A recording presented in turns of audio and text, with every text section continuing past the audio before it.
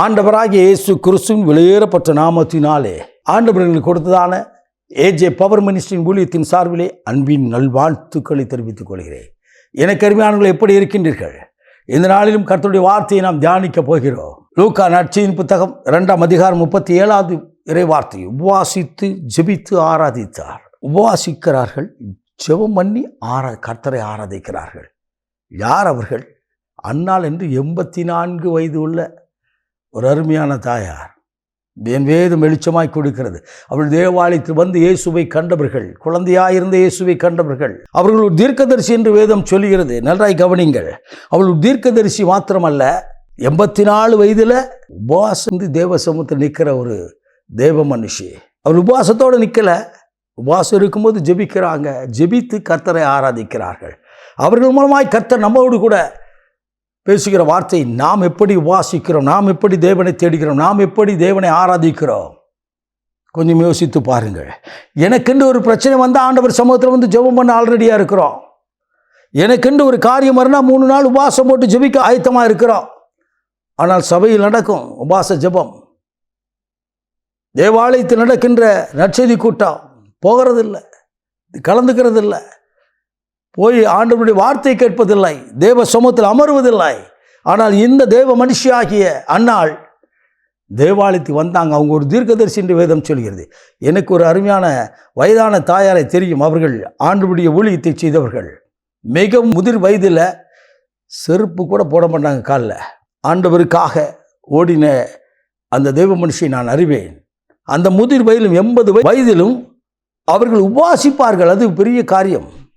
உபாசம் நான் கேட்பேன் அவங்கள்ட்ட, இந்த லெந்தரேஸ் வரச்சுல அந்த 40 நாட்கள் நீங்கள் உபாசிக்கணுமா அப்படின்னு கேட்டால் அவங்க சொல்லுவாங்க, சீவனை கொடுத்துருக்கார் இல்லையா, எனக்குள்ளே இருக்கிறார் இல்லையா, நான் மற்றவர்களுக்காக ஜெபம் பண்ணணும் இல்லையா அப்படின்னு சொல்லுவாங்க. சில வருடங்களுக்கு முன்னதாக கர்த்தரிடத்தில் அவர்கள் கடந்து போனார்கள். அவர்கள் மூலமாக நான் கற்றுக்கொண்ட ஒரே ஒரு பகுதி என்னவென்றுச்சினால், எந்த வயதான உபாசத்திற்கு தடையில்லை, எந்த நேரத்திலும் ஜெபத்திற்கு தடையில்லை, எந்த நேரத்திலும் தேவனை ஆராதிக்க முடியும். ஆம், வேதம் கற்று நமக்கு கொடுக்கிறது. அதை அவள் வாழ்க்கையிலே நான் சந்தித்தேன். எனக்கு அருமையான உங்களுடைய என்னுடைய வாழ்க்கையிலே நெருக்கங்கள் மத்தியிலே, பிரச்சனை மத்தியிலே, வேதனை மத்தியிலே நாம் தேவனை ஆராதிக்கிறோமா? இயேசுவை காணும்படியாய் தேவாலயத்துக்கு வருகின்றோமா? தேவ சமூகத்தில் நிற்கிறோமா? அப்படியாக நாம் வாசித்து ஜெபித்து தேவனை ஆராதிக்கும்படியாக நிற்போம் என்று சொன்னால் சத்ருவானவன் நம் பக்கத்தில் நெருங்க முடியாது. எத்தனை திட்டங்கள் போட்டாலும் சரி, கர்த்தர் கொடுக்கிற ஆசீர்வாதத்தை நிச்சயமாக பெற்றுக்கொள்ள முடியும். ஹல்லேலூயா. எனக்கு அருமையானவர்களே, இந்த வயதான தாயார் இயேசுவை கண்டார்கள், சந்தித்தார்கள். சிறு குழந்தையாய் இருந்த இயேசுவை தேவாலயத்தில். இன்றைக்கு நீங்களும் நானும் ஆண்டவரை சந்திக்கும்படியா தேவாலயத்துக்கு வாரம் ஒரு முறை போகின்றவா, தினமும் தேவ சமூகத்தில் நின்று ஜெபிக்கின்றவா? உங்களை கேட்டு பாருங்கள், உங்களை கேட்டு பாருங்கள். எங்களுடைய பகுதியில் ஒரு வயதான அம்மா உண்டு.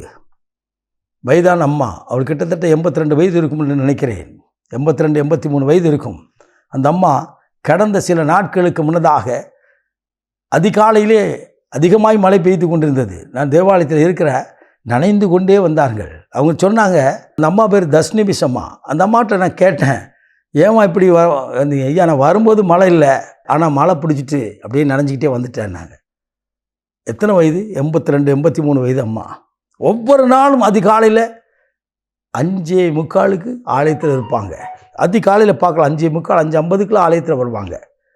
அவங்க நடந்து வர்றது 3/4 மணி நேரம் பிடிக்கும். 3/4 மணி நேரத்துக்கு மேலே பிடிக்கும். அவங்க சொல்கிறாங்க, 5 மணிக்கு புறப்படுவேன், நான் 3/4 மணி நேரம், 40 நிமிஷம், 45 நிமிஷம் தேவாலயத்துக்கு நடந்து வருவேன். மறுபடி தேவாலயத்தில் இருந்துட்டு திருப்பி நான் புறப்பட்டு போகிறதுக்கு 3/4 மணி நேரம் ஆகும். ஆனால் ஆண்டவர் உயிரை கொடுத்த தேவனுக்கு நான் மற்றவர்களுக்காக ஜெபிக்கணும் இல்லையா, என் குடும்பத்துக்காக ஜெபிக்கலையா? 4 தலைமுறை கண்டவர்கள் அவர்கள்.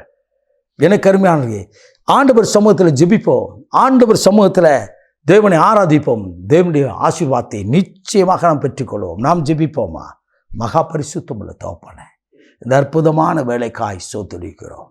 தகப்பனே, உபாசித்து ஜெபித்து தேவனை ஆராதிக்க வேண்டும் என்று சொல்லி எங்களோடு பேசினே.